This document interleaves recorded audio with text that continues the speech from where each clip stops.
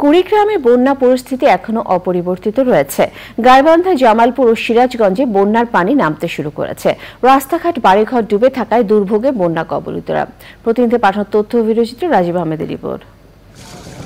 কুড়িগ্রামে ব্রহ্মপুত্র, দুধকুমার ও ধরলা নদীতে 5টি পয়েন্টে পানি কমলেও এখনও বিপদসীমার উপরে রয়েছে। বন্যা কবলিত জেলার 9 উপজেলার 49 ইউনিয়নের 400-রও বেশি গ্রাম। পানিবন্দী অবস্থায় জীবনযাপন করছেন প্রায় 2 লাখ মানুষ। দেখেন আমার কোনো আসে না, পানি দিয়ে ভাসি ভুসি গেছি, নদীর কাছে আর কিছু নাই। মাল মাত্রা যে না দুমকে কুড়ি জড়াছি তাও যাবা নাই যে আমার নদীর দুইটা রাস্তা ভাঙছে, বাড়িটা সব ডুবে গেছে, চহির পানি ভাঙছে, রাস্তায় দাঁড়িয়ে আছি, যাবার জায়গা নাই। পড়ার জায়গা থাকি, বাড়ি ঘর তো সব চলে গেছে। এখন বিষ্ণুগঞ্জ সব ভাসি যাবার লাগছে। এখন রাস্তাত পড়ে আছি, কোটে আন্দি কোটে বাড়ি কি খাই কি না হয়। সিরাজগঞ্জে যমুনা নদীর পানি কমার সাথে সাথে কিছুটা উন্নতি হচ্ছে বন্যা পরিস্থিতির। তবে এখনও জেলার বন্যা কবলিত 1 লাখেরও বেশি মানুষ। খাবার, বিশুদ্ধ পানি ও গোখাদ্যের তীব্র সংকটে বন্যা কবলিতরা।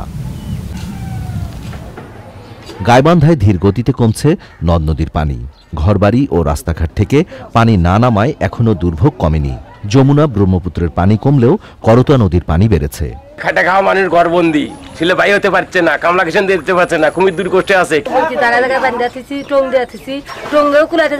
কত হারা গেছে। সবাই ধৈর্য ধারণ করবেন, টেনশন নাই। এখানে যারা আছেন প্রত্যেকের জন্য আমাদের ত্রাণের ব্যবস্থা রয়েছে। এরপরেও যদি বাদ করেন আমি সরকারের পক্ষ থেকে সেগুলো ব্যবস্থা করব। জামালপুরে যমুনার পানি বাহাদুরাবাদ ঘাট ও জগন্নাথগঞ্জ ঘাট পয়েন্টে কমতে শুরু করেছে। জেলার 7 উপজেলার 35টি ইউনিয়ন ও 4টি পৌরসভার নিম্নাঞ্চল প্লাবিত হয়েছে।